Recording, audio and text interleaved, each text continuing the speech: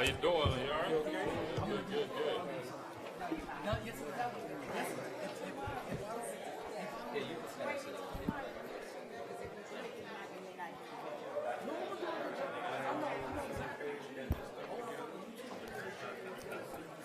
Conversation helps out. Y'all think so? They did. And I regret we should have been. We probably should have been.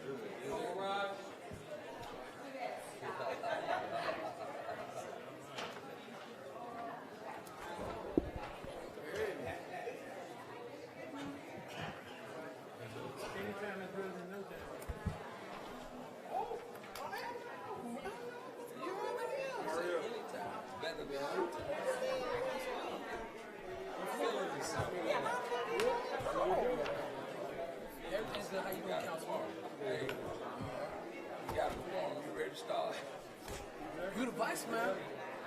You the vice man. But you missing your attorney and your manager.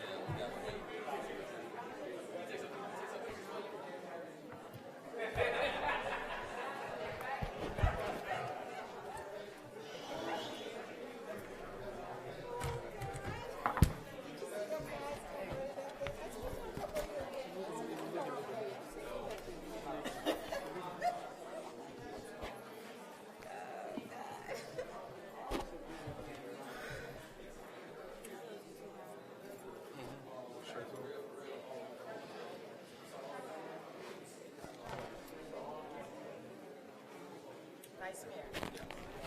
I know, but we missing. Oh, I thought.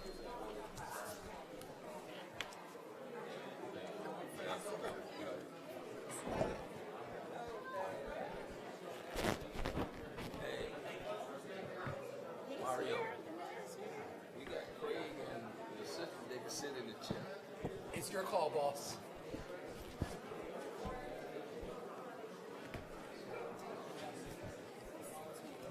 Can we do that? It's your call.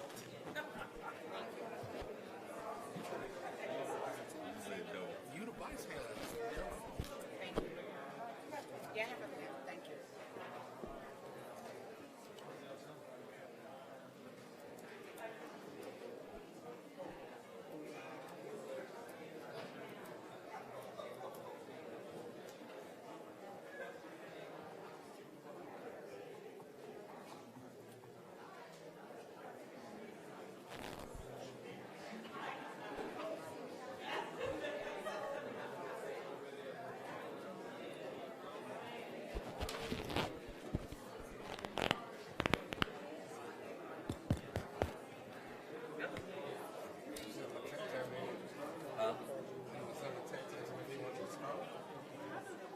I don't know if we can start without the attorney and the city manager.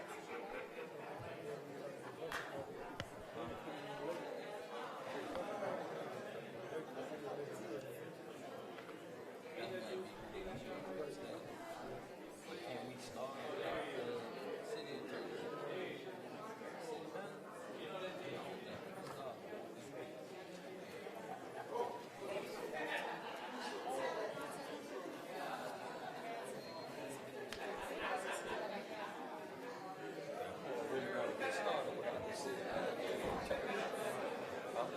It's your call.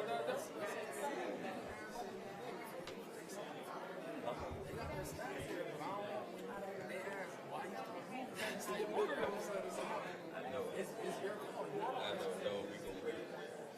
Because I didn't say it to my phone. Me, that's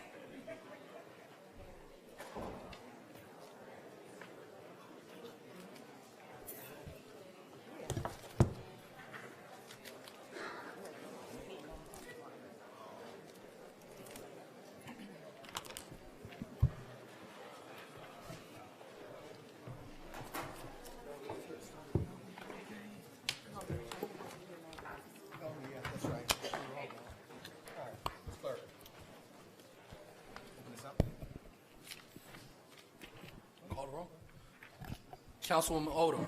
Here. Councilwoman Wilson. Councilman Iguodaro.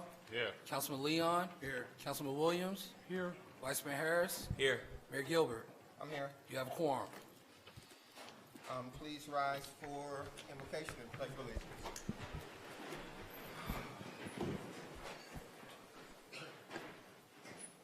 And before we have our invocation today, I'd just like to have an intimate moment of silence today at Mount Pisgah Seventh-day Adventist Church at the food pantry giveaway that we sponsor. Someone had a heart attack while they were driving. They backed into people, and someone lost their life. Always reminding us that time is filled with swift transition.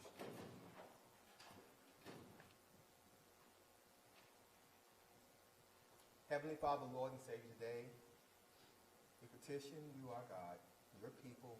Please order our steps, our words, our thoughts. Guide us, cover us in your grace and your mercy. Bless us to be the head and not the tail. Bless us with the wisdom of Solomon, the courage of David, and the faith of Job. In Jesus' name we do pray. Amen. Amen. I pledge allegiance to the flag of the United States of America and to the republic for which it stands, one nation, under God, indivisible, with liberty and justice for all.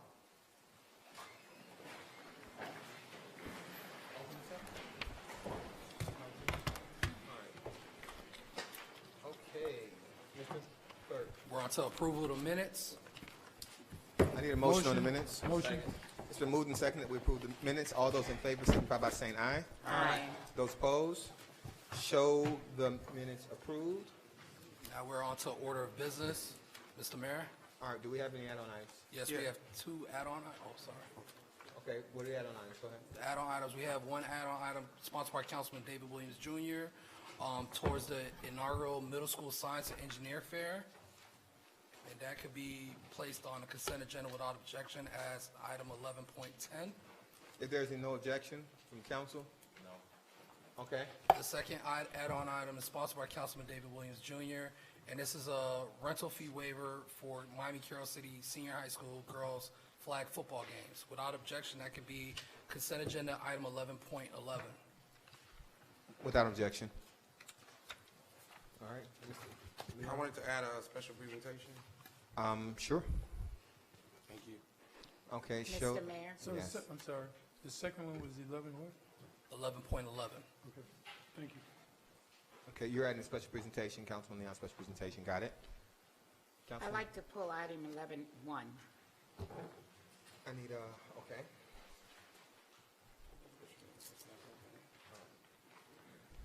Show 11-1 pulled, Councilwoman Odom. I'd like to pull the 11.3.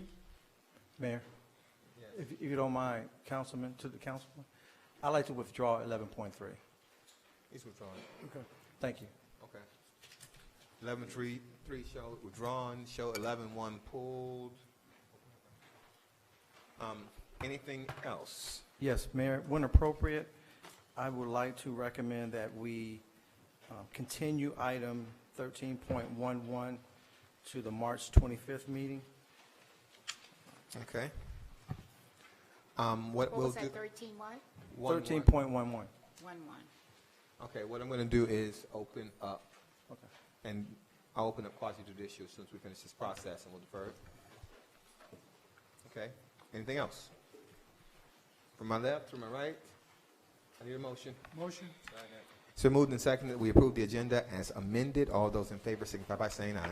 Aye. Those opposed, show the agenda adopted as amended. We are now on special presentations. Councilman Leon, you have the floor. Okay.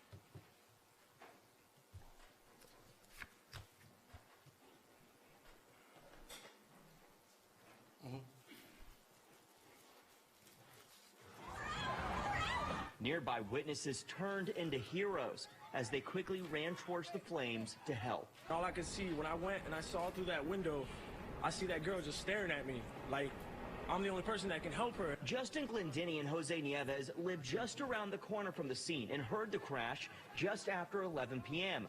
They say one person was face down on the ground near the burning car. So we tried to like pick her up, bring her, to the grass area, away from the fire and stuff. Soon after, they realized people were still trapped inside.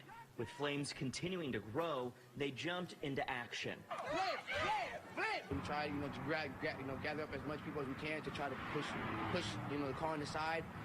We were able to get a guy free and another woman.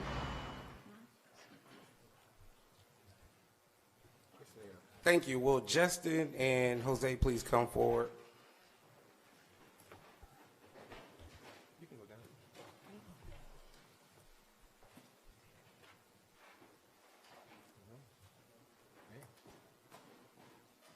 We normally don't do applause in here, but I'm going to ask the mayor for this special event and this heroic effort that we stand and give them a round of applause for their heroic efforts.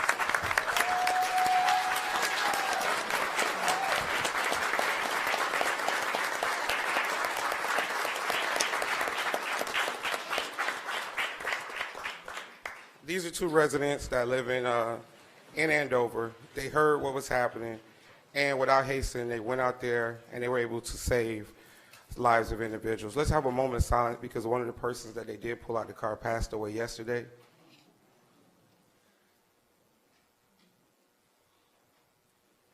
Thank you. So this commendation is for Justin and Jose for your brave actions. Thank you.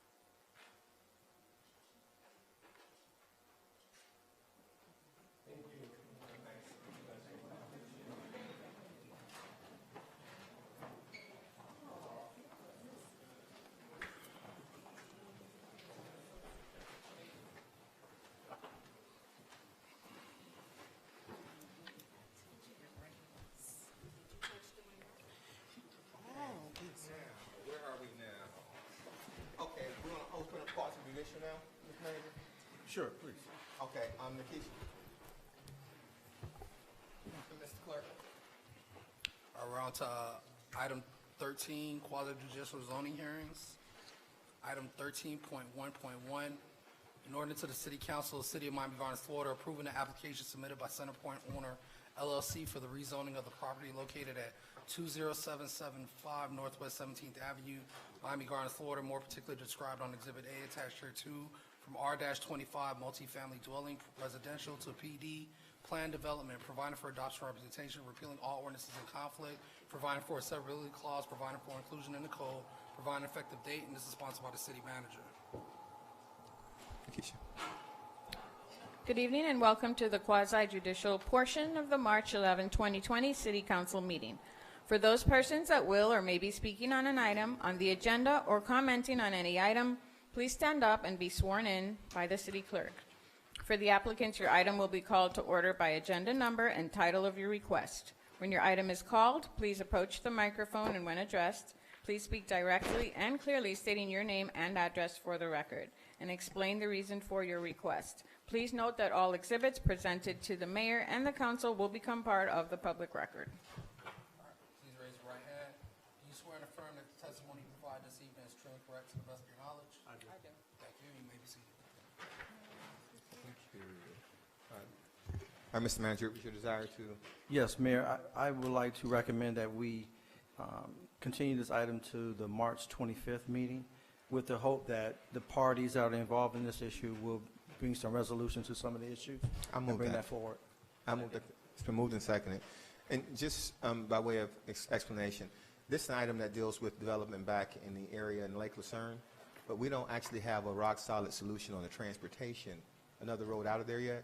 And what we said previously is that we're not going to just keep building over there without another way out for those residents. So, all those in favor of deferring until March 25th, signify by saying aye. Aye. Those opposed, show it deferred. Thank you, Mayor and Council. Sure. Okay, now,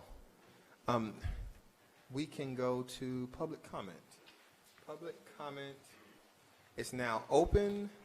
Public comment. You have, get your yellow cards from the side there, and you put them in, and when you come up, you have 2 minutes. Just state your name and your address for the record. All right? Leroy Conyers. Mr. Conyers.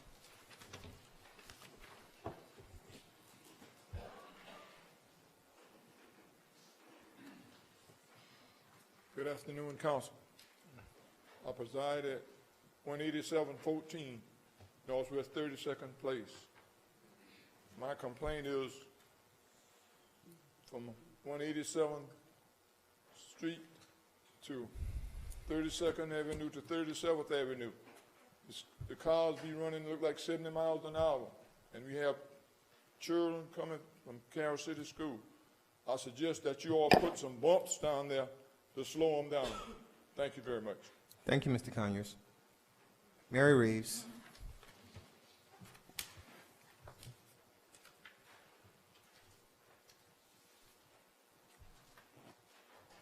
Good evening.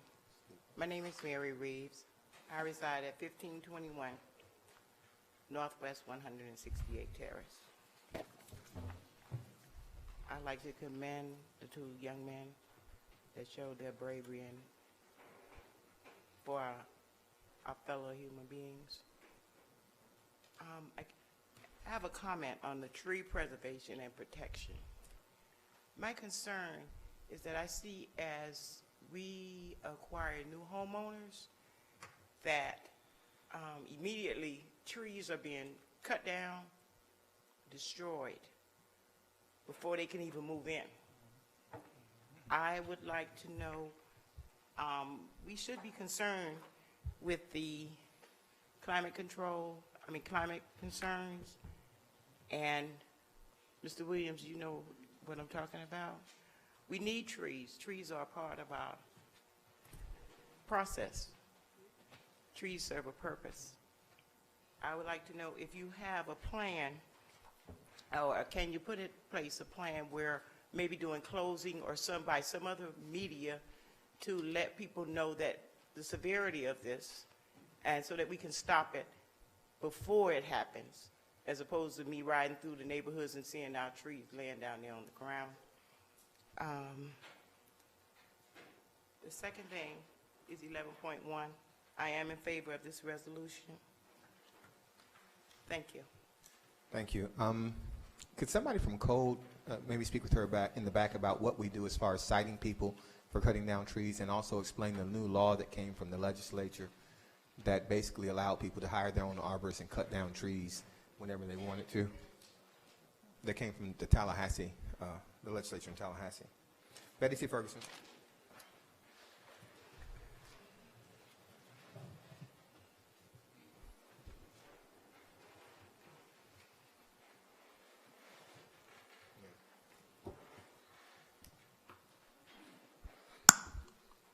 Good evening. Betty Ferguson, 1625 Northwest 188th Terrace, Miami Gardens. I came to get an update on Miami Gardens' plan to address the issue of Formula One racing coming into our residential community. Many in our community are happy that our elected and appointed officials are going to be visible in leading the fight to protect our community from hurt, harm, and danger. And not just wait for unelected homeowners to lead the fight. Not that we taxpayers and voters have a problem fighting for our city. After all, we fought to have it created in the first place. But we believe that we have a right to expect our elected officials and appointed officials to lead fights to protect what we fought to create, the city of Miami Gardens. I will sincerely praise the city of Miami Gardens if you pass the resolution 11.1 to join the homeowners lawsuit as an indispensable party. Anyone really focused on the research from all sides know that F1 cars racing 200 miles per hour, even if it's all on stadium property, will create harmful noise and air pollution in our residential community, and that we should do everything possible to prevent Formula One racing from coming to the Hard Rock Stadium. On another note, we would also praise the city if you canceled Jazz in the Gardens to demonstrate that we think Black Lives Matter also, that we know what's happening all over the country, all over the world with coronavirus. Our lives are just as important as others. Thank you. Thank you. Jacqueline Webb.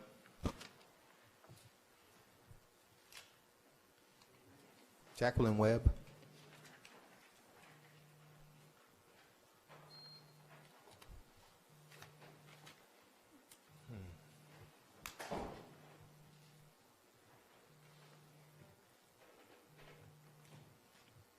Good evening. My name is Jacqueline Webb. I reside at 18451 Northwest 37th Avenue, apartment 215, Miami Garden Apartments, 183rd, 187. I'm here because of the property manager. We having issues with her pertaining to making sure that the black tenant get the same treatment as the Hispanic. When HUD do come, they go in certain apartments. I feel they already know which apartment to go in. If they go into if they go into the black apartment, they'll see a lot of damage. And we constantly call to get the work order for things to be done. They have to do it. And she's like bullying some of the tenant. Like when she have an issue with you, she like nitpick, keep coming at you. It's like we living in prison over there, some of the tenant. I don't have a problem because I stay to myself, I mind my business. But I see other tenants, they scared to come here to let you all know what is going on. I just, would like for somebody to come over there and see and talk to the tenant. Don't let her tell you where to go. You knock at every door and ask them, do they have an issue? Do not be scared to let you all know what is actually going on, because people need to live in peace. There's so much going on. Financially worrying about your kids.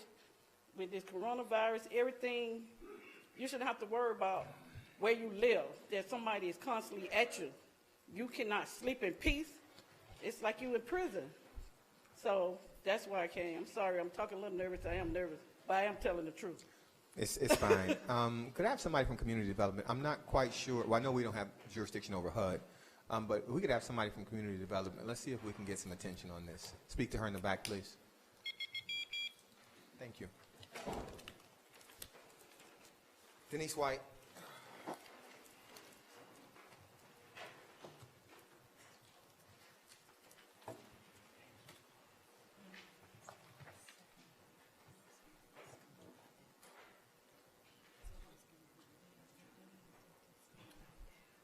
Good evening. Denise White, 1210 Northwest 179th Terrace, Miami Gardens. this evening, as I was coming from my home, turning onto 183rd Street, going west, right at 17th Avenue, where the camera lights are, I was on the far right. The sun was shining so bright, I could not see the light. I had on my sunglasses, and I also had my visor down. That visor that they sell, which does work at night, but I still was blinded, and I still could not see when the light changed. I had to watch the other cars go, and then I proceeded through.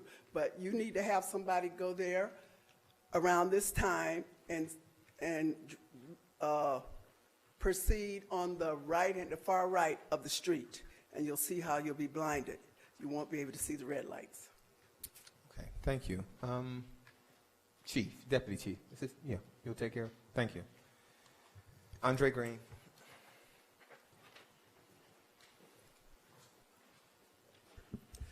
My name is Andre Green. I'm the Acting Director of Operations at Mount Hermon AME Church here in Miami Gardens, 17800 Northwest 22nd Avenue. As you are aware, in the past couple of years, there have been a couple of shootings right next to the church where a couple of people have lost their lives. For the past 3 years, we have been working on a group violent intervention program that the county has taken up, and other municipalities have followed their lead, such as the city of Miami. My main concern is Miami Gardens. I will be at the Nehemiah Action this Monday, the 16th, at St. James Catholic Church. I'm looking for the leadership of the city to be there. There would be many people from my church that would be there, and we're looking for you to show leadership. Thank you. Thank you. Shannon Campbell.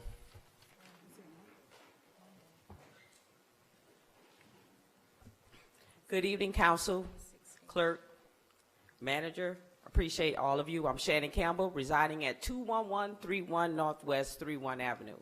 As my colleague just said, I'm encouraging all of you to participate in the Nehemiah Action on Monday, because it is an event that brings awareness to our community, which is what we need here within the city of Miami Gardens. We appreciate Dr. Igadora and also the Mayor Gilbert for already supporting this initiative, and we would like the rest of you to join us on Monday at the Nehemiah Action at St. James Catholic Church. Thank you. What's the time? 6 o'clock.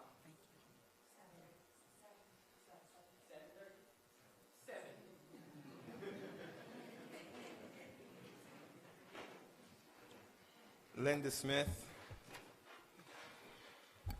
Good evening. Good evening, Council. Good evening. Mayor. My name is Linda Smith. My address is 15815 East Bunch Park Drive, here in Miami Gardens. My congregation is St. Philip Neri Catholic Church. I have a personal story about the gun violence in the area.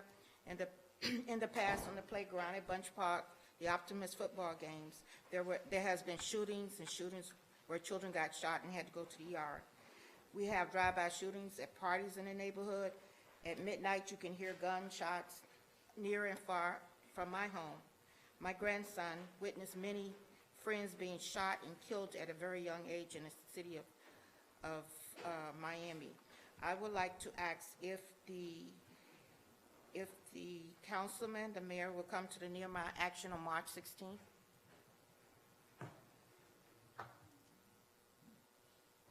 Will you be coming? We don't actually answer. This isn't a question and answer time. But when you finish your statement, the council Yes, is free. finished. Yeah, the council is Thank you. free to actually address it if they like. Anna Jackson.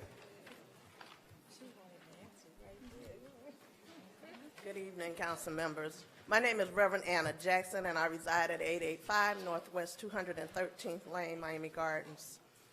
I'm here also because I'm concerned about gun violence in our community. A little over a year ago, my niece experienced an attempted carjacking at gunpoint in front of her home, which is just one complex over from me. That is why I will be attending the Nehemiah Action on March 16th, and many of my church members will be there as well. And we will be looking for leadership from this city to be there as well. And so I'm hoping to see you there. Thank you. Having no more yellow cards, public comment is now closed. Council members, there's some things I know we want to try to have a discussion about the COVID-19.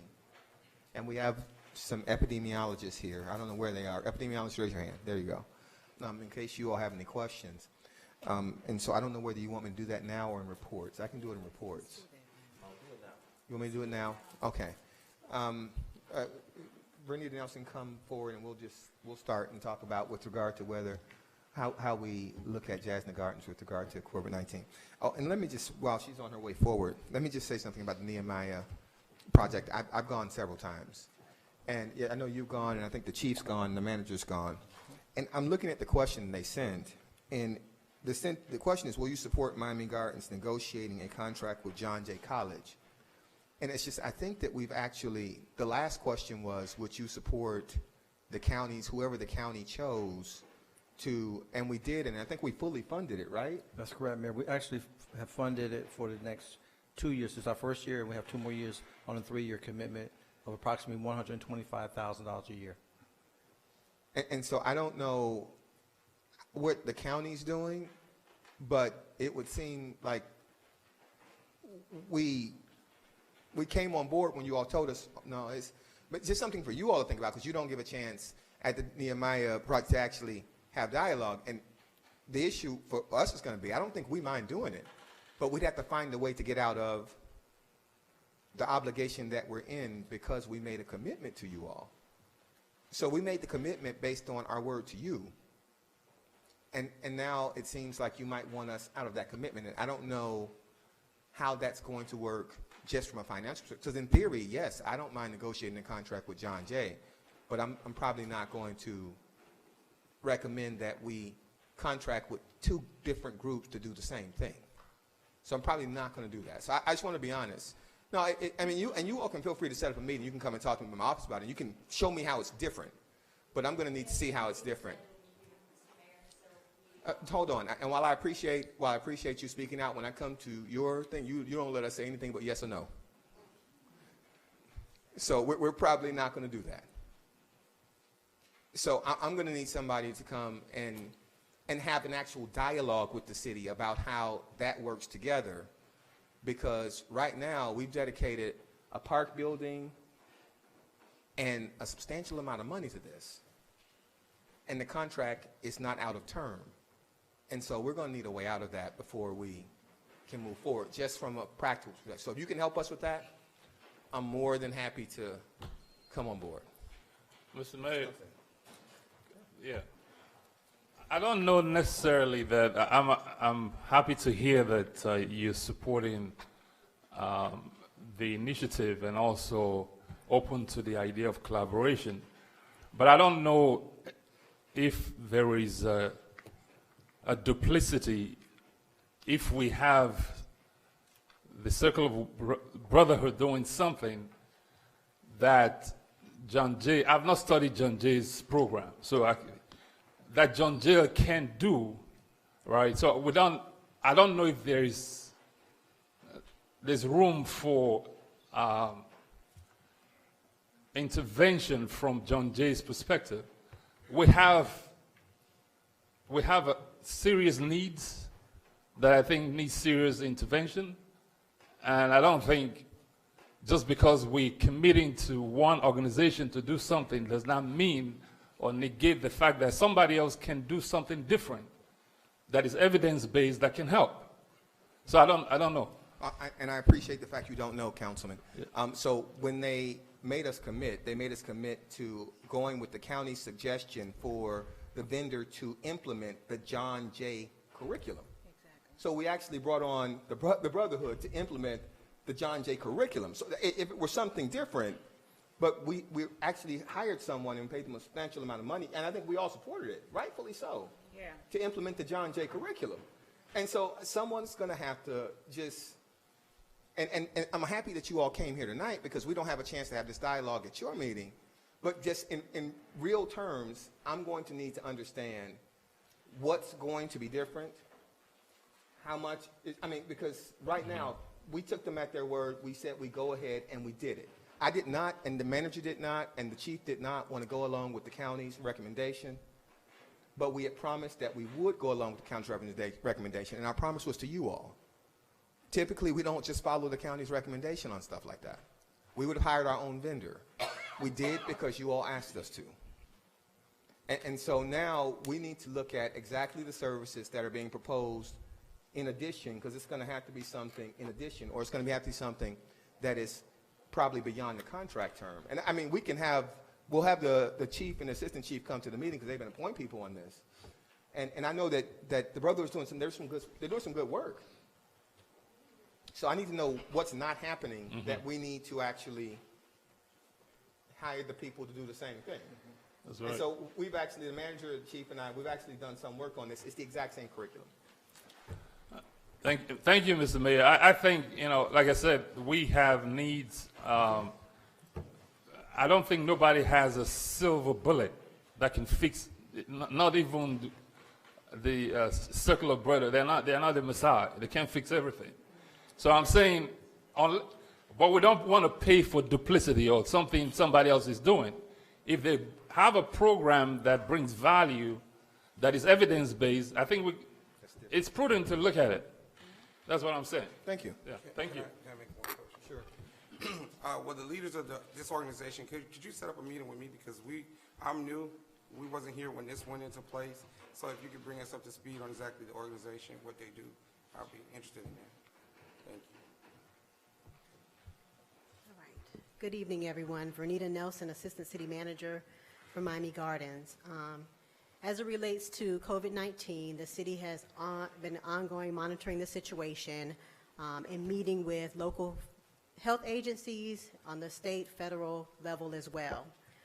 We have adhered to the guidelines that they are recommending as it relates to Jazz in the Gardens Music Festival on March 14th and 15th. Some of the extra precautions that we have put in place start when you enter the stadium property, when you park and coming to the festival site, which is on the east side of the property in a parking lot, not inside the stadium if you haven't been there before, but we're actually outside in a parking lot, open air area. So we will have the restrooms that are in the plazas on the perimeter of the stadium on the north and south end open for people to wash their face, wash their hands. We're encouraging them to do that before we actually enter the festival site.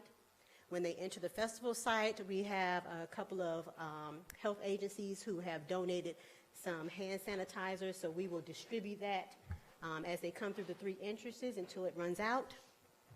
In addition to that, prior to the Saturday, once the festival is set and permitted on Friday night, we will have sanitation crews come in and sanitize the entire festival from backstage to the vendor area. So that will happen Friday night, so that when people come in on Saturday, it will be a sanitized area. We are also doing that same practice on Saturday night when everyone leaves in preparation for them on Sunday, okay?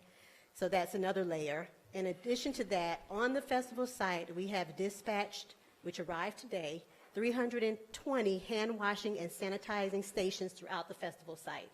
So I think that comes to like 1 for every 62 people, right? So we will have those throughout the festival site. You can wash your hands, you can sanitize, and we will remind people on Friday and Saturday at every break of the set on the IMAX screens to please use those stations. So please remember to wash your hands. Please sanitize your hands during the breaks.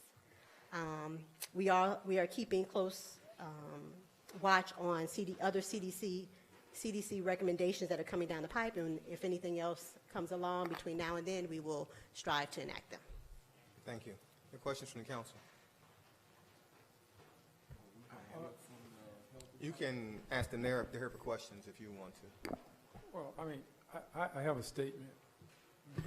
I mean, given the fact of all of those things that you just talked about, if someone has the virus, it's still going to get out.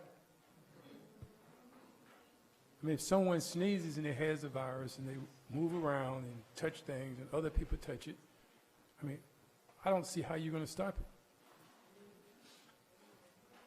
I mean, you're going to put masks on people to make sure if they sneeze or cough, it doesn't go anywhere? I mean, I don't understand that part, how that's going to work. want to say something on that? I mean, I agree. I don't think that you can actually stop it in that respect. I think that what we're doing is precaution. We're having precautions. But in reality, we just stood down and shook people's hand and gave out a commendation. I mean, we can't stop life. So we're going to have those interactions. So what we're doing is providing the availability for people to do the things that the CDC recommends they do to slow the spread. And I've heard the observations with regard to other festivals in South Florida. Jazz in the Gardens is at max a 50,000 person festival. Calle is 500,000 people. 500,000. Ultra is 170,000 people. Calle and Ultra are like this, body to body. Jazz in the Gardens is, I mean, it's just, they are different things. And so I've heard from some people who say, hey, you all should cancel it. I heard from a lot more people who say you shouldn't. But just based on the evidence, the facts, and listening to the CDC and Department of Health, who, the reason I was late is because they were in the office of the manager, the attorney, and I, talking about what the county's recommending, why they aren't canceling the youth fair, stuff like that, what they're recommending we do. This is what we've come up with.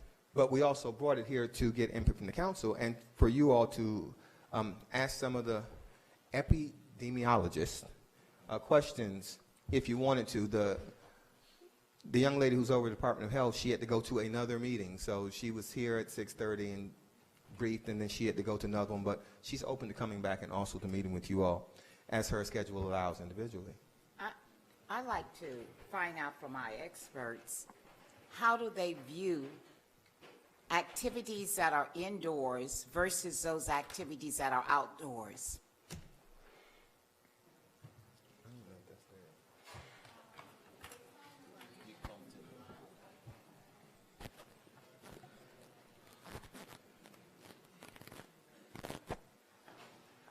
My name is Vanessa Villamil. I'm an epidemiologist with the Florida Department of Health in Miami-Dade County. Hi, for the record, my name is Jenna Webb, and I'm an epidemiologist for the Florida Department of Health in Miami-Dade County. And to your question, I would say that outdoor events are a bit safer because of the way that the area is able to circulate versus indoors where it's kind of circulating all around. But yes. Yeah. Anything else? And so, even though you're talking about the fact that the circulation of the air is indoors versus outside, do you look at events that are more than, say, 35,000, 40,000? Do you look at that? How do you view those kinds of activities? So we are field epidemiologists, so that would be a question for Dr. Vialta. Sorry. We can go ahead and take your card, and we can have her email you if you would like. Well, you know, the Jazz in the Gardens is in 2 days. Okay? So I think what the reason I'm asking is so that we can really get a great look at what we're doing here, you know, because where we're talking about looking at how this particular disease is going to affect our 50,000+ people that might be attending the Jazz in the Gardens. Right. And we don't have very much time to make a decision. Yeah. I think something that also should be added, you know, 50,000 people. And one of the differences that when we talk to, 50,000. no, we won't pass it. No, we won't pass 50,000 people. Okay. No. One of the things that we talked about when we talked to their boss was Jazz in the Gardens is not an international event like that. And so when you start comparing, because the question came to us, what's the difference between Jazz in the Gardens and Ultra? Ultra draws a substantial number of people from outside of the country.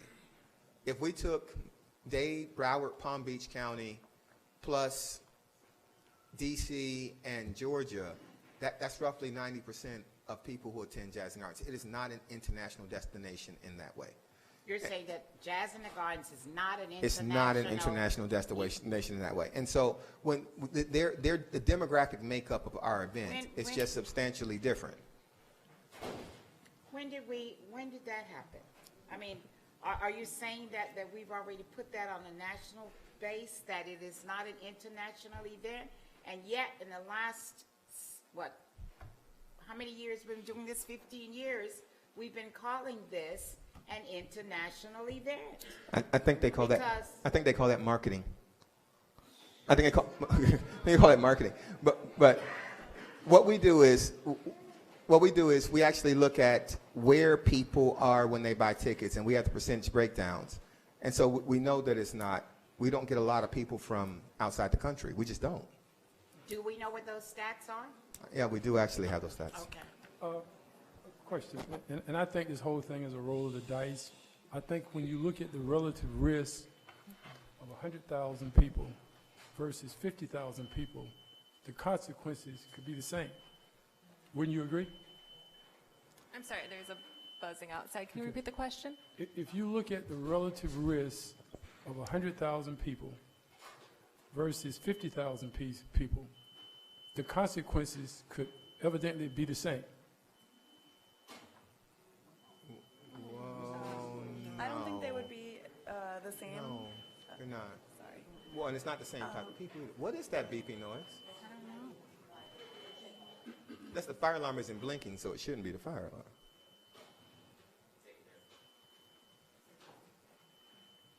It's not the same. The larger the population, the more risk there is for someone having it and spreading it. I understand that. Right. I'm talking about consequences of that risk. I think that there's a lot of factors involved, and it would be really hard to speculate on what population 10,000 versus 50,000 would be, especially since there is so many different factors that are involved in COVID-19. And that's my point. You can't give us an answer because there's so many factors involved.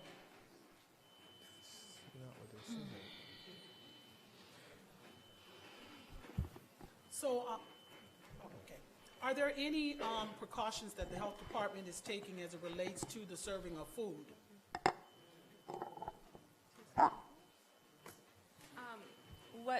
Like serving food, like in schools or restaurants? You know, like in or?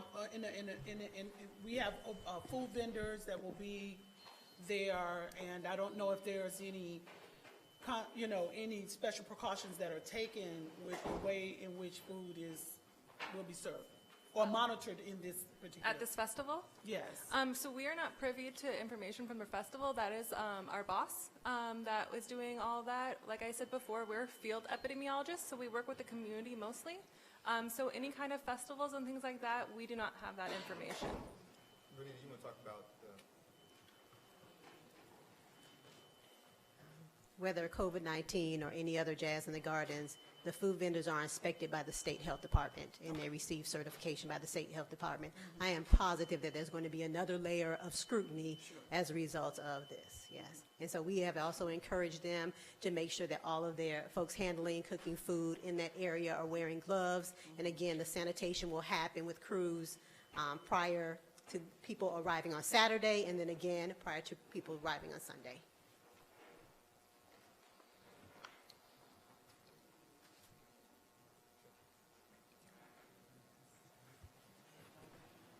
anything else? Okay. Thank you. You all can sit back down. Thank you.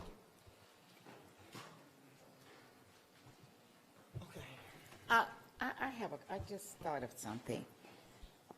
My question is, if we decide to cancel this particular event, what would be the fiscal impact for the city?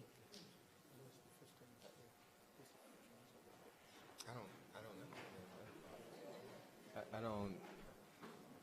It was really for Renita. I'm sorry, I didn't see you walk away. Yeah. Yeah, it was actually for you. Yeah. Making sure that everybody's safe. I'm in safe mode now. If we cancel, we will be losing the deposits paid to the artist.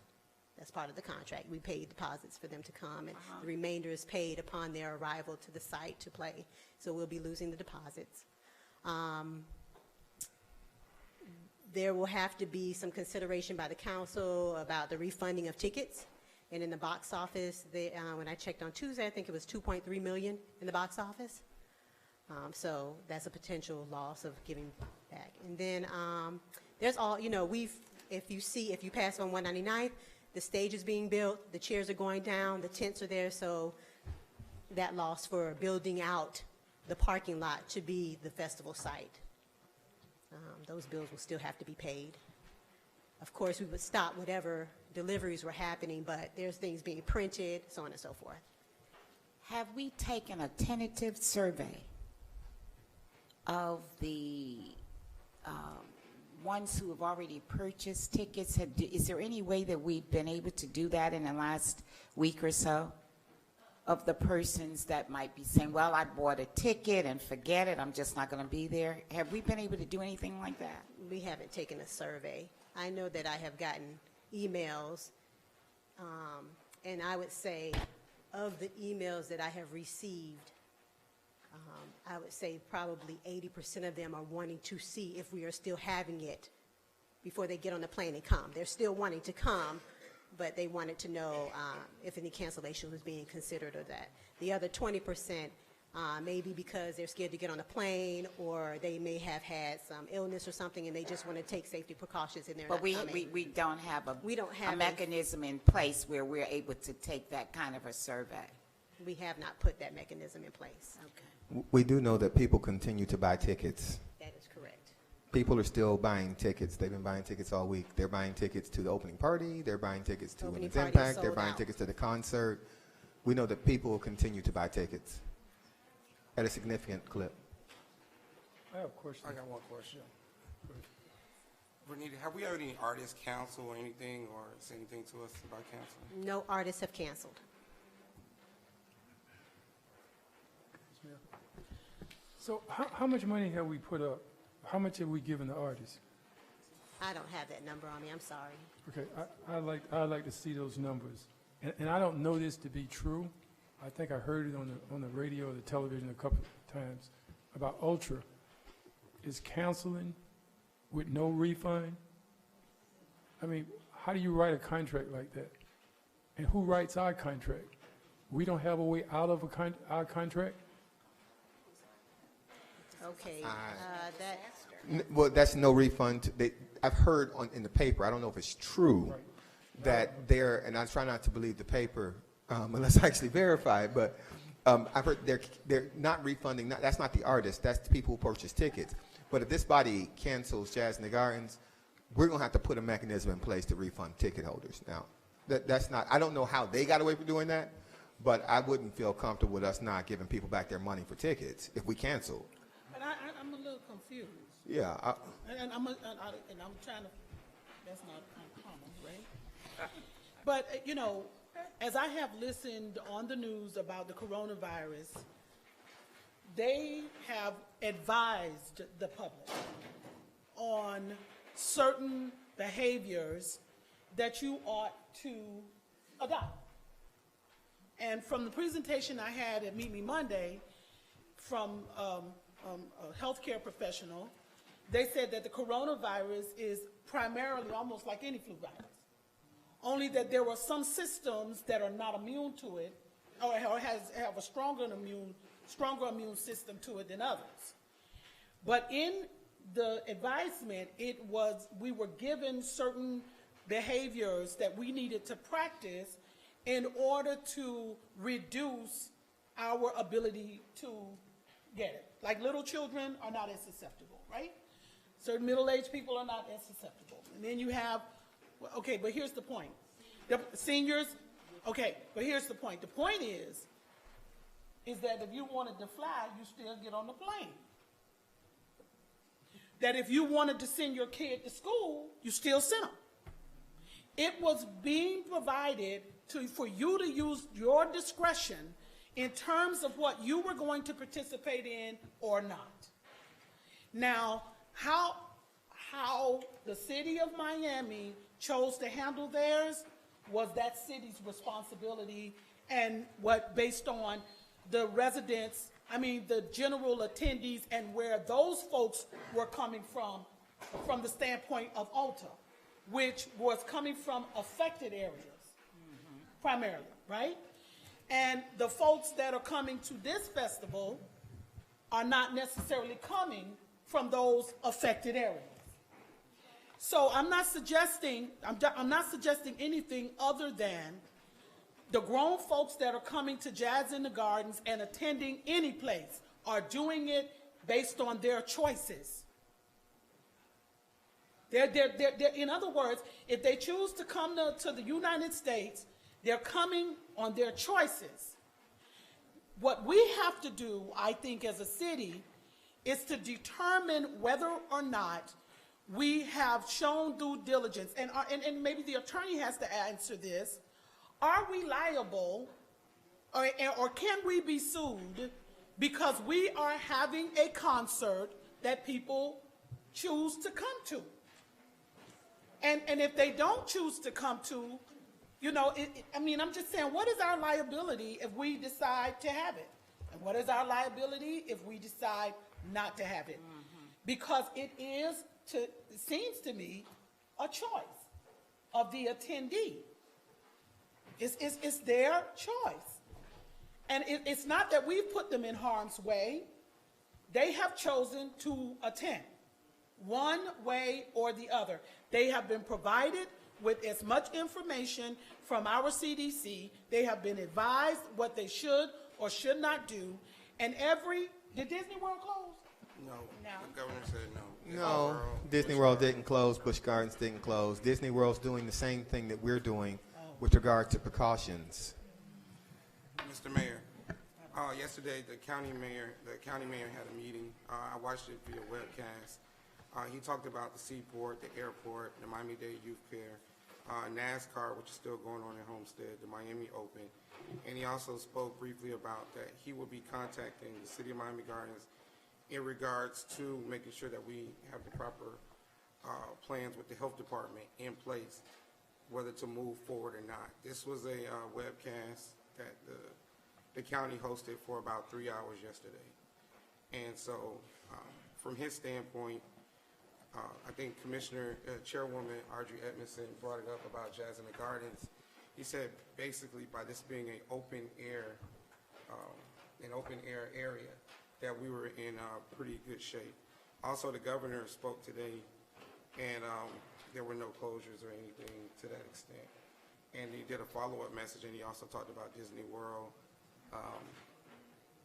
Epcot Center, and those organizations in Orlando, which will still be opening. But they, just like the youth fair, will have some warning signs for senior citizens to enter at their own risk. From what he's saying, the age is 65 and older are more susceptible to this virus. But it gets back to my point. My point is that the stores haven't shut down. They're still open. And people have the option to choose to go in or not. The schools are still open here in Dade County. People have the option to either send their children or not. The offices, the businesses are open. People have the option to work at home or to report to a building. And the liability and the discretion of that rests with the individual and how that is going to be impacted. Now, there are some cities that took the steps that they have taken based on their respective cases. And I think this DS has to make a decision about what it wants to do.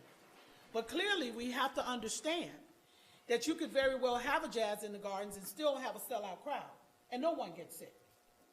Or you can have a Jazz in the Gardens, you can cancel it, and guess what? Just as what he said, everybody's still sick. So the question then becomes, are we going to allow the freedom of people to choose what they want to do? We're sitting here right now, and I've heard about 7 people cough. And so, how do we want to live our lives? It is an interesting conversation. I don't know how this council will act. I would just say this. We're going to, if Jazz in the Gardens goes forward, we will go beyond what the CDC has recommended. We're doing that right now. There are no guarantees.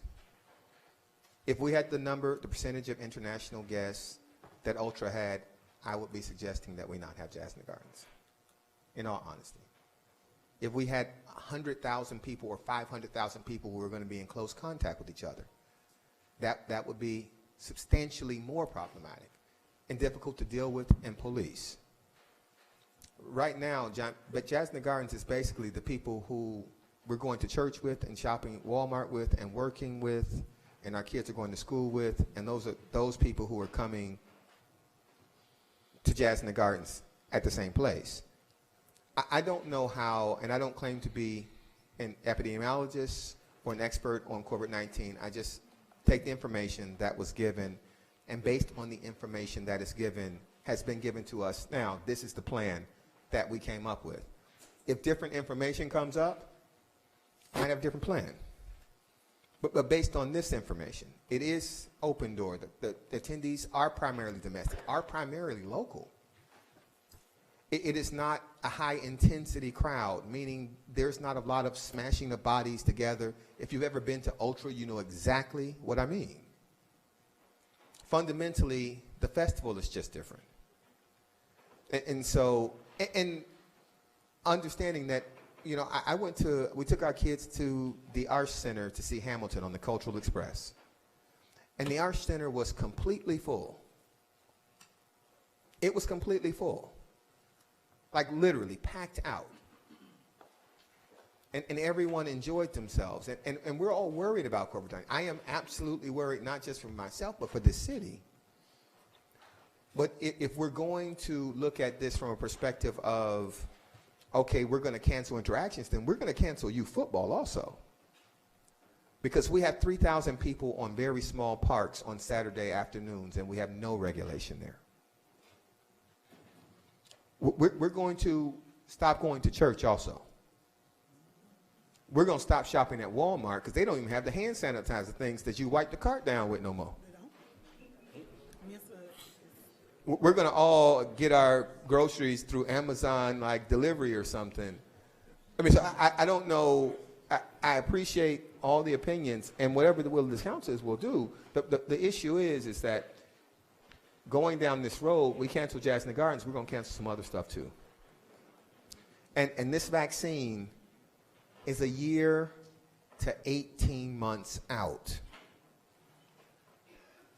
It's a year to 18 months out.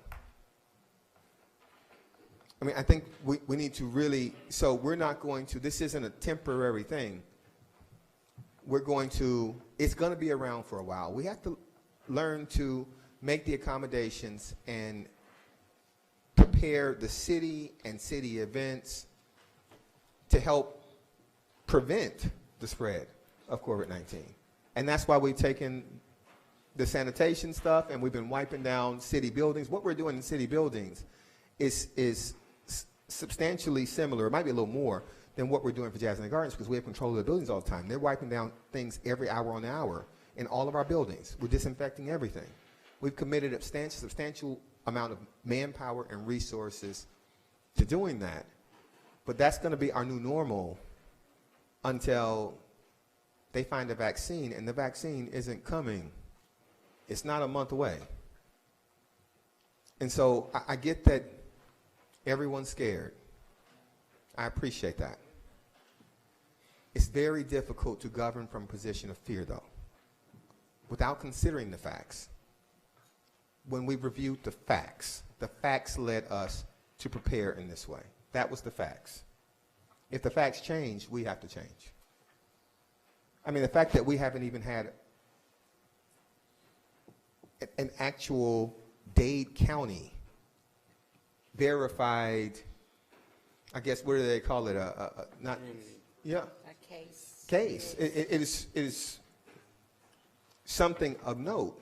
Now, that doesn't mean that there aren't people who are exposed. I'm sure there are people who are here who have been exposed. Councilman Leon is right. Since we've been sitting here, 7 of y'all have coughed. And we got our eye on y'all. No. I mean, so this is, but that's in city council chambers. And that's, I mean, I'm joking and saying a joking way, but y'all, that's real. If we are, and it is what they say it is, that cough, if she's exposed and she coughed, you're exposed. And those are things, that interaction that we're not going to be able to challenge or change. We can just help prevent the spread, and that's whether we cancel Jazz in the Gardens or not. And so that's just how we've looked at it.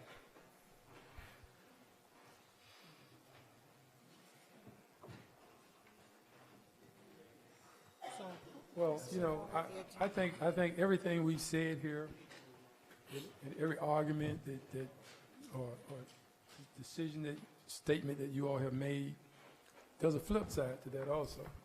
There are other communities just like us that probably looked at some data and they decided to close. They decided to shut things down. The question becomes, we don't know, they don't know, but they didn't go off on the deep end and say, well, you know, we're just going to take a chance and roll the dice, because that's exactly what we're doing, rolling the dice. And there are communities that have gone and taken drastic measures to try to contain this thing and keep the spread of this from going any further. You know. We all have our opinions. I would not vote for. Okay. I would vote against it. I think we should close it down. No, this is a discussion item. It's a discussion item. It's a discussion item. It's a discussion item. Right now,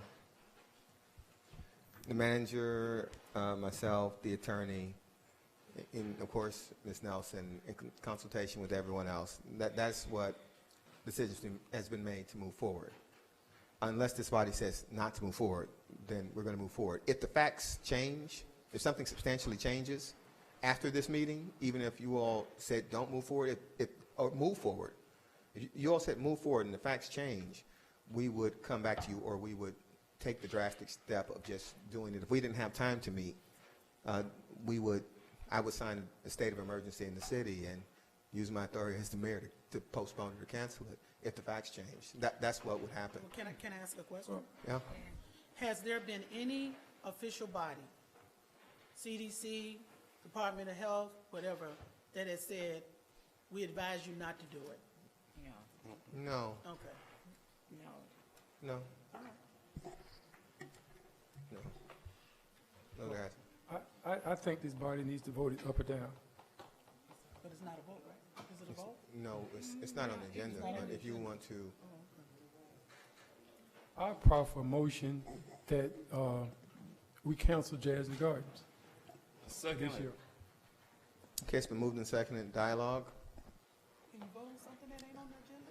You can vote on something that's not on the agenda. I don't know how we're going to do this. Let me talk to the attorney. Are we going to have this added to our agenda for tonight? Madam Attorney. Listen, if you got, it's the proper motion. If it's been seconded, you can vote on it. Exactly. Okay. All right. Speak to your motion. You heard what I had to say. Nothing else?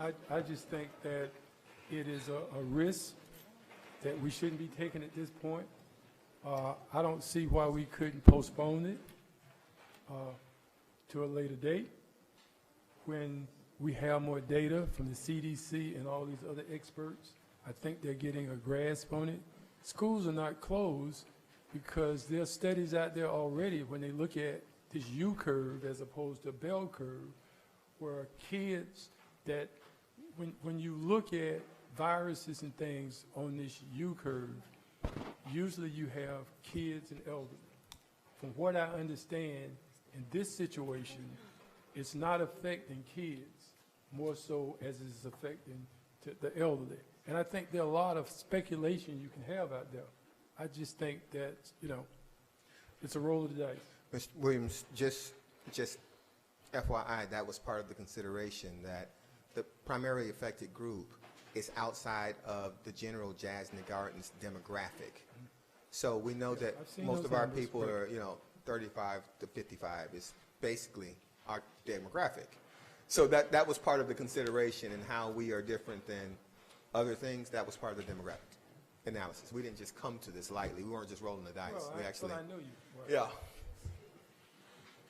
Councilwoman, you got your hand up, Councilwoman? No. Okay.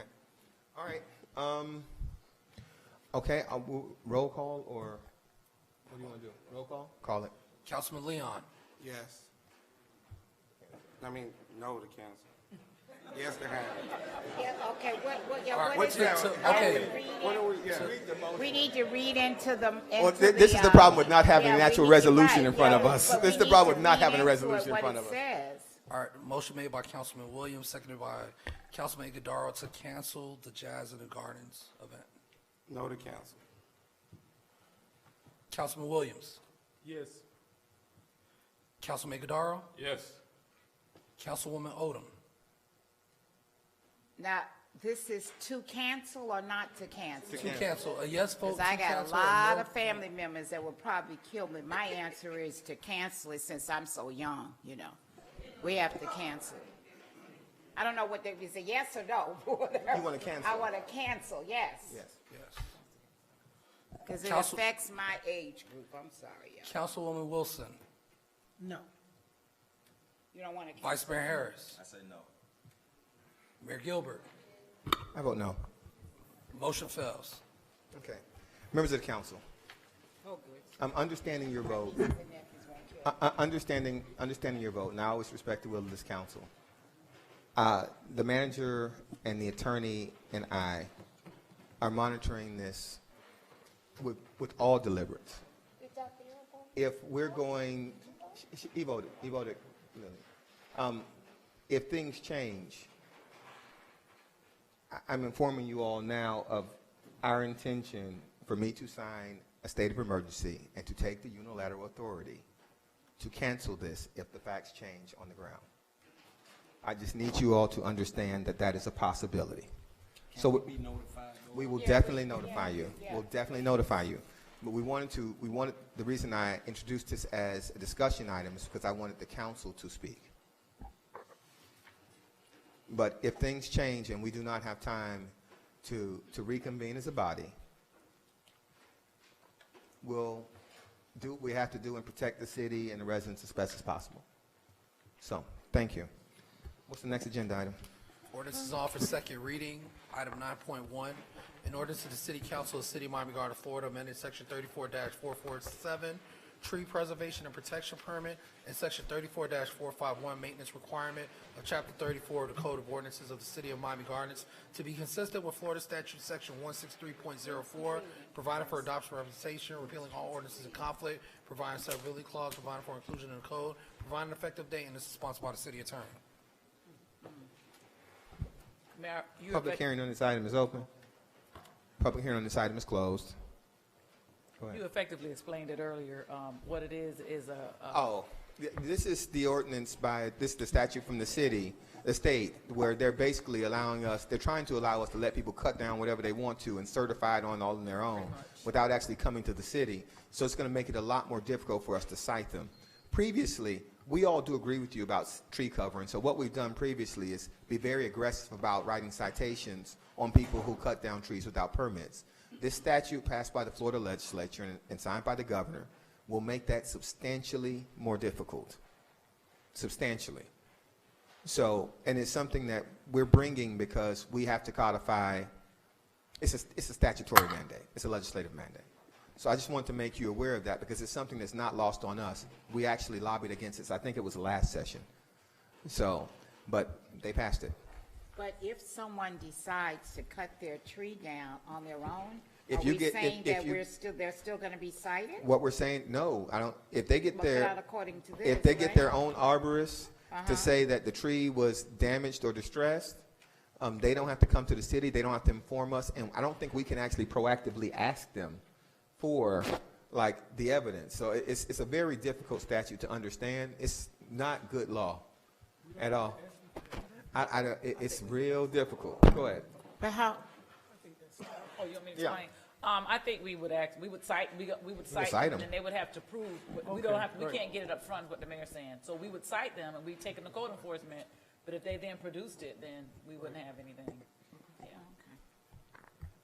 So there's nothing that we can do when trees are over a certain amount of years old to prevent them from being cut down? Well, there is something you can do because first of all, I don't know how many people are going to go out and pay for an arborist. Arborist. That's a lot. That means you really want that tree, or you really want. You know what I'm saying? But, so it is what it is, though. The legislature passed it, so we're stuck with it. Yeah, and the reason why I didn't really like it, because if I thought that people were actually going to go get an arborist, I wouldn't necessarily have as much of a problem with this. What I think is going to happen is I think this law is going to give rise to a cottage industry of arborists who will just come out and certify that you have a distressed tree to allow you to cut it down. That's what I think this is going to give rise to, because that's what happens when you pass bad laws. You have people who want to capitalize on them financially. And I think that's what this is going to do. And in 5 years, the legislature is going to have to revisit this, because what they're going to find is trees are going to be disappearing in this state. And so it's my hope that we wouldn't have done so much damage to the environment by then. But this is a really bad law. On first reading, I understand that we have to enact this law because it's a legislative mandate. I voted against it. And I intend to vote against it again, because I can't have my yes vote be attached to this. It will still be law, but and I just fundamentally disagree. The legislature believes that they can not only tell us what to do, but they can make us change the laws.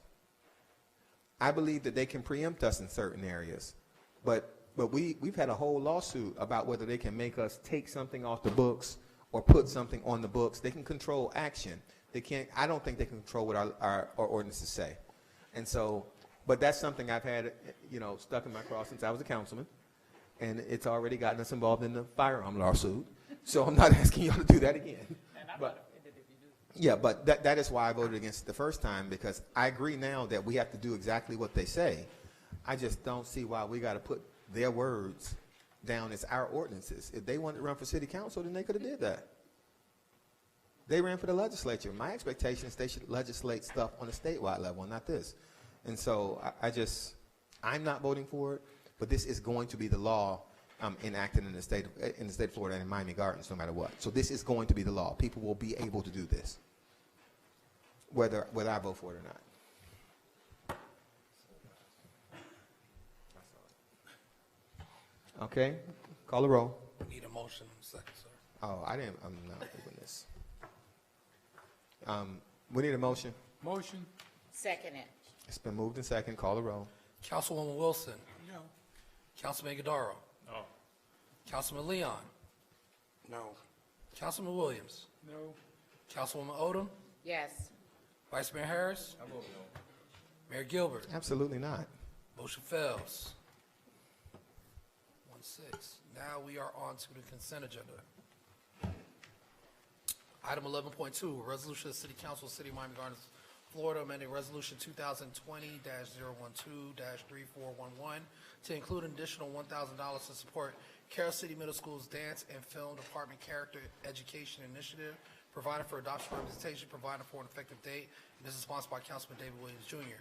Item 11.4, resolution of the City Council of the City of Miami Gardens, Florida, approving a proposal and work order submitted by ANP Consulting Transportation Engineering Corp. Pursuant to continuing architectural and engineering services request for qualification number 18-19-008 for design service for the Marco Canal Culvert Head Walls Replacement Project in an amount not to exceed $128,718.19, providing for adoption representation, providing for an effective date, and this is sponsored by the City Manager. Item 11.5, a resolution of the City Council of the City of Miami Gardens, Florida, authorizing the City Manager and City Clerk to execute and test respectively that certain agreement with the Turnpike Authority for the bridge signage on the Turnpike Access Road attached here to Exhibit A, providing for adoption representation, providing for an effective date, and this is sponsored by the City Manager. Item 11.6, a resolution of the City Council of the City of Miami Gardens, Florida, awarding a bid to the BG Group, LLC, Thunder Demolition, Inc., Chin Diesel, Inc., Cross Environmental Services, Inc., and Paragon Construction, UNLTD, Inc., in response to request for qualification number 19-20-004, pre-qualified list for demolition services citywide, authorizing the city manager to issue purchase order, providing for adoption representation, providing for an effective date, and this is sponsored by the city manager.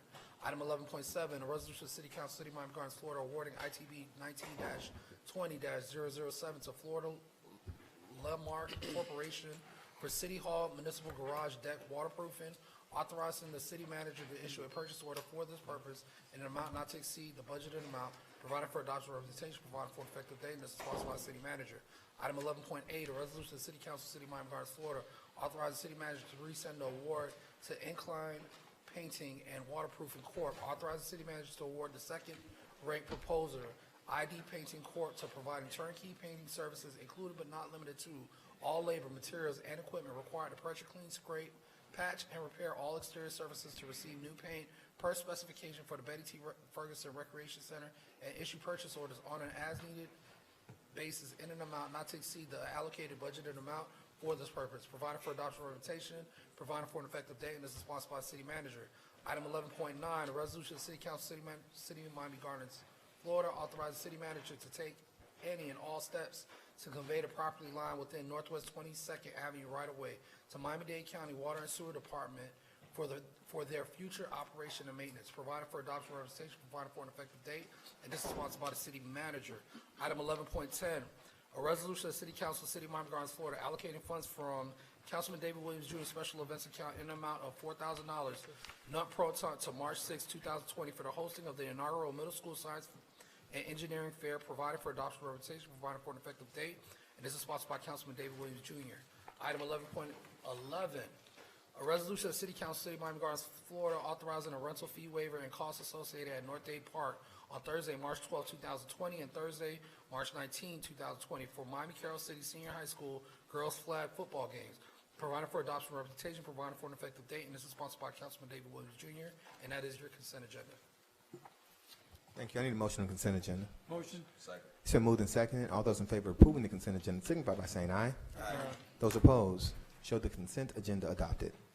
All right, item 11.1, a resolution of the City Council, City of Miami Gardens, Florida, authorizes the City of Miami Gardens to join the lawsuit against the Formula One Group and the Hard Rock Stadium as an indispensable party at the appropriate time, and such motion is made, provided for adoption or representation, provided for an effective date. This is sponsored by Councilman Airborne Iguodaro. This was pulled by Councilwoman Odom. Councilwoman Odom. I wanted to get a clarification on this, because when we had the workshop, it was my understanding that, is this, I think the question I have is for the attorney. Is this the same lawsuit that we were talking about at the workshop? Because it was my understanding that we were not going to do anything until you came back to this council and explained to us as it relate to the lawsuit. It's the same lawsuit It's that the was same the subject lawsuit? of the workshop, yes. And Let me just put this in the right posture by Yeah, moving the because- item. I need a second so we can get into discussion. Thank you. Okay, now. Okay. all right, so this is the same lawsuit that we discussed in the workshop, Yes, ma'am. and that you were supposed to come back to us prior to this time? So that's what. Well, it was the same. Explain to me what you were supposed to do Oh, okay. with us as it relates to this lawsuit. Well, you guys can give me in a direction as to what I was supposed to do, but what happened at the workshop was Dr. I said to you all that he was going to bring this item to allow us to join as an indispensable part. That's what I recall. Now, we did discuss when would be the appropriate time for that to happen. I think that's what you're referring to. And I said, my recommendation was to you that we waited. But I can't control his item. He has the right to draft his item.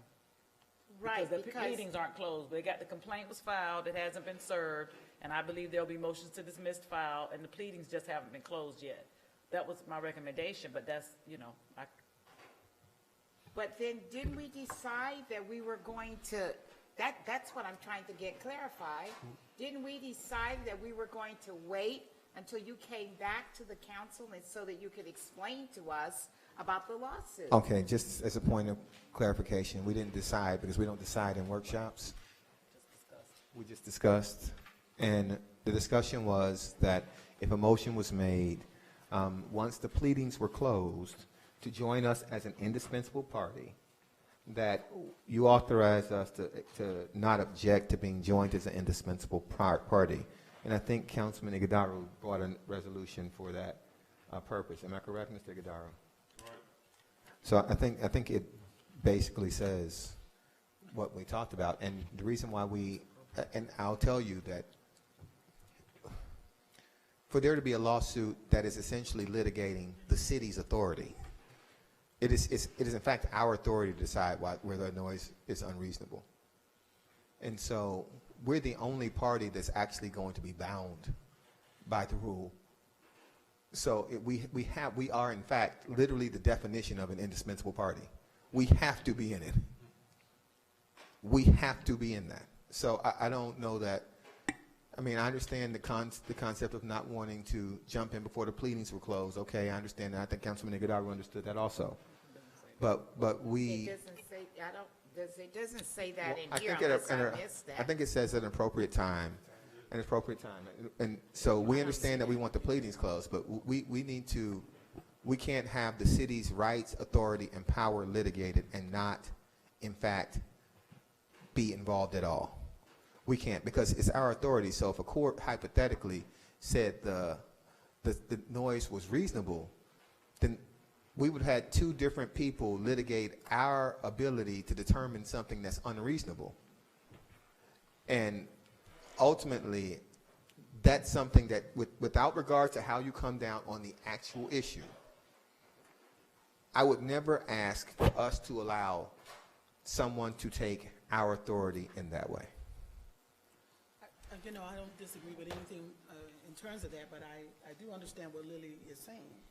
I was under the impression that it would be at the request of the party that the parties involved in the lawsuit, if they requested us to come in.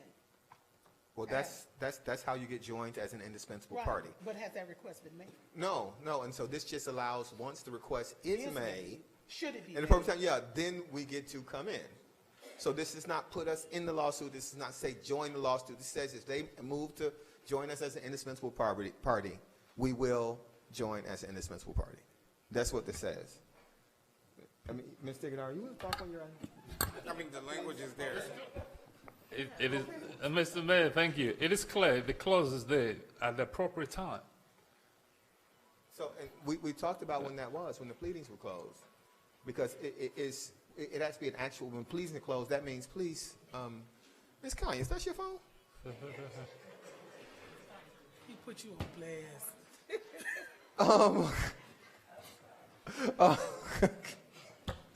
But we discussed, because it's not an actual lawsuit that's going forward until the pleadings are closed.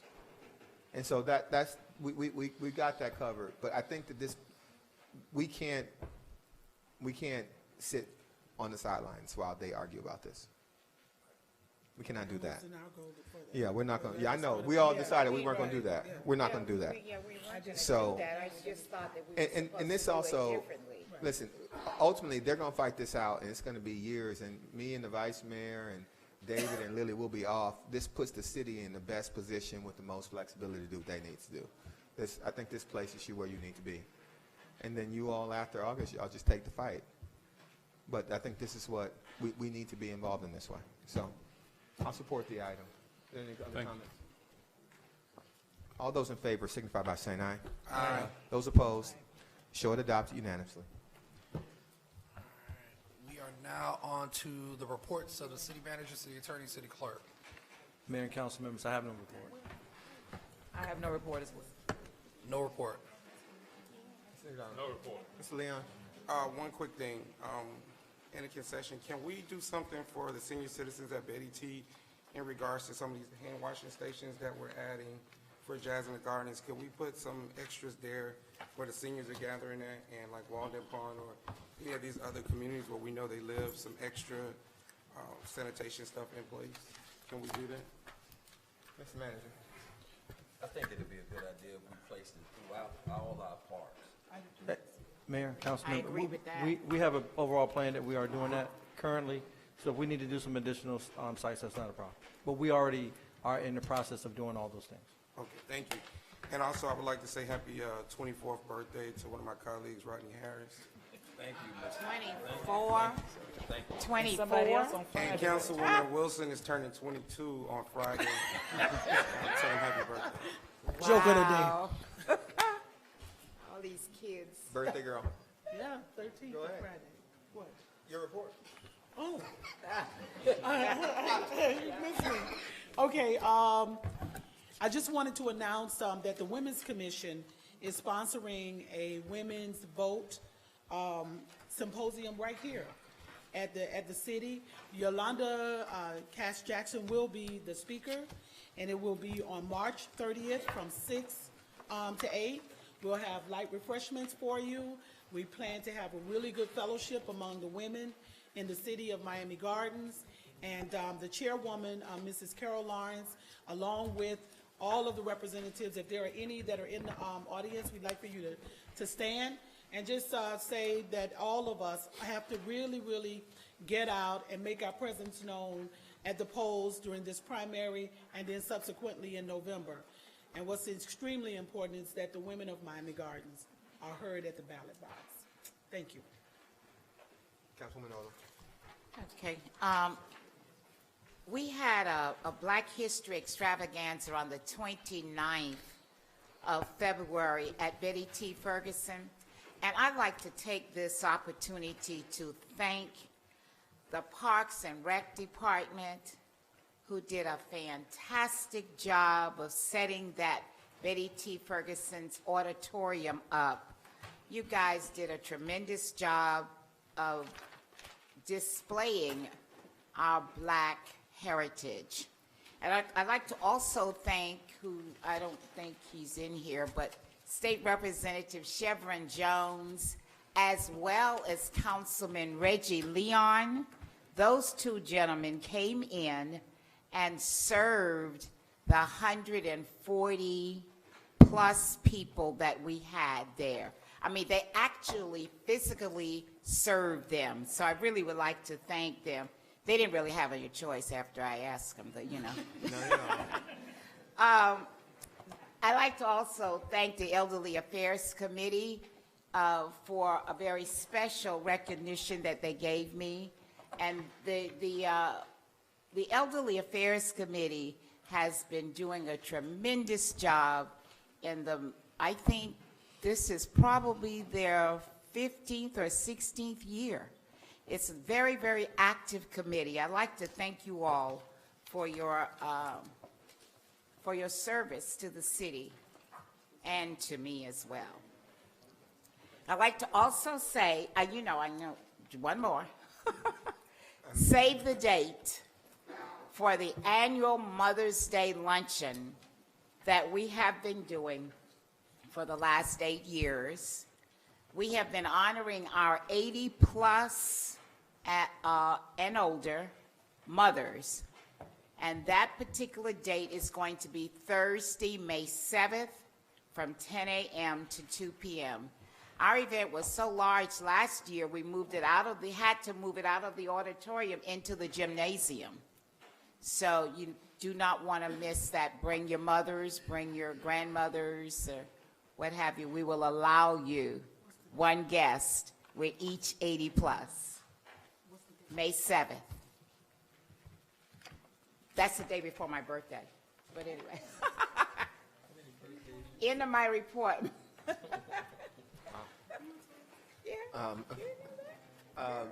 Councilman Williams first. Just want to thank the community, Cameron and his staff, and Tom and his staff for a great inaugural middle school science fair. It was truly an event where we brought in some of the top PhDs to come in and judge the science fair. But more importantly, they had an opportunity to see how a municipality can transform a school that was dying and revitalize it from an environmental standpoint to a first-class science lab, to the fact that the 55 students that came from the 6 middle schools actually wanted to transfer to that school on the same day that they were there. They had a truly remarkable experience. They got an opportunity to also see another unusual factor, some live ostrich and emu eggs, which was truly an amazing. So I want to thank you all, and as we push forward, this city continues to be a leader in how we support schools and education through science and environment. Thank you. Vice Mayor, happy birthday. Thank You know, we don't do this for a lot of people, but if you all could just join me in singing happy birthday to the Vice Mayor. Happy birthday. You know, but the way we sing, you know, happy birthday to ya. Happy birthday to ya. Happy birthday to ya. Happy birthday to ya. Happy birthday. Brother, happy birthday. Thank you very much for my 24th birthday celebration. 24th. Thank you, Reggie. There's going to be cake in the room, the community room for you guys out here. You can have cake. I don't know about these guys up here. Thank you. A couple of things. I mentioned it earlier. This past Friday, we had a chance on the city's Cultural Express. If you aren't familiar with the Cultural Express, what we do is we take parents and their children to different cultural outings around the county. There are certain things you can't do that aren't available to people in Miami Gardens. And so we started it because I think I saw my first ballet or orchestra when I was in my 40s. And I thought to myself that our children should never get to that point in their life and that be their testimony. Well, this past Friday, we took them to see Hamilton, and it was extraordinary. Their reaction to it was extraordinary. The experience was extraordinary. And I'd like to thank this council for supporting the program. But I'd like to encourage all of you to pay attention to those emails. Look, the programming that we're offering in the city of Miami Gardens, especially with regard to our children, is second to none. And a lot of it is just free. The Cultural Express is free. Snorkeling, scuba diving, free. Chess lessons, free. I mean, we're getting ready to bring coding on for kids this summer. The opportunities we're trying to provide for our children are meaningful and significant. Someone told me that she actually stopped me, ironically, in Walmart, and said, well, you don't have any activities for children in Miami Gardens. And luckily, one of the members from the senior group was walking by, and she explained to her that, no, we have a lot of stuff for children in Miami Gardens. We have a lot of stuff. And it's not, listen, that's not to mention we have the largest city-run youth football and cheer program in the state. That's not to mention our basketball. That's not to mention we have soccer for kids, introductory. No, that's not to mention any of the athletic stuff. We're doing a lot of things, but it only really makes a difference if you actually participate, if you actually get involved. All you got to do is read the email and RSVP. That's all you have to do. And it's my belief that if residents continue to take advantage of the opportunities, the city will keep the opportunities coming. Because that's how stuff works. People don't cut popular programs. So I'm encouraging you all to pay attention to those emails. And when you see things that are of interest to you and your kids and your grandkids, definitely sign up. I want to also make you aware that on May 20th, we're doing our laptop giveaway. What year is this now in the laptop giveaway?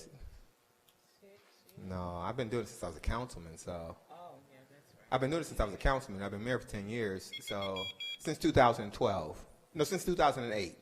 I've been doing it since 2008. So this year we're trying to give out more laptops than anyway. I think we're moving it to the community center because we kind of outgrew this space. The laptop giveaway is for kids from Norland, Carroll City, and Northwestern who are graduating and have get their acceptance letters to college. And it's May 20th, and I think it's at 6 o'clock?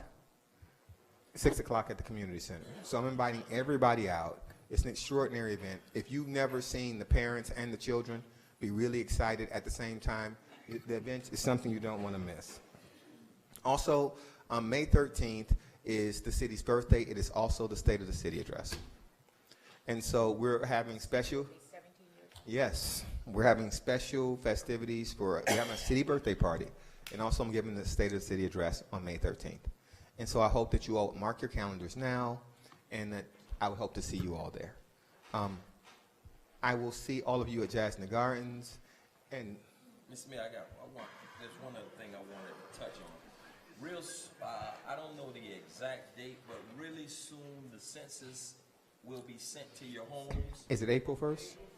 April 1st is Census Day. And we really need to make sure that we fill out those census forms. If you don't want people coming to your house, fill out the census forms right away and mail them back. Make sure you count everyone in your home. It's vitally important for this community that we count as many people as we possibly can. We want to try to get to at least 80%. So we want to make sure that we count every person who lives in this community and get those census forms sent back to the census organization. And when he said we want to try to get to at least 80%, let me explain that. We know that when they counted Miami Gardens before, and it was around 113,000, there were more than 113,000 people when they counted Miami Gardens before. But we have an aversion to being counted for a number of reasons. We have to get away from that. We're not using the information for criminal prosecutions, deportation, HUD certifications. We're not using that information for any of that stuff. We're just using it to be counted. The United States Constitution requires a decennial census. Every 10 years, every person in this country will be counted. Not every citizen, not every non-criminal, every person.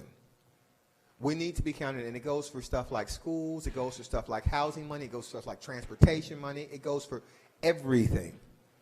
It is really important that we actually count and we are counted. And so we have a whole department dedicated to stuff like the census and registering folks to vote, civic engagement, and they've been setting up in the lobby, and people have been coming by getting information. But please, all of you all, being ambassadors of that idea that we need to be counted, because you don't want to be a city that's undercounted, especially at this point.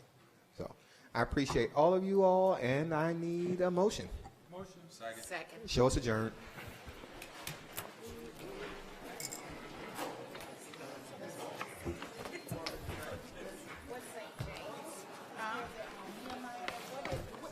Reggie, what did you say?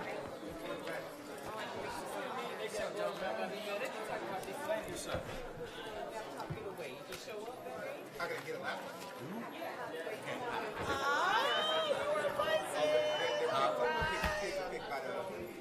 You know what? Every time I meet one, we are so much alike. I mean, we are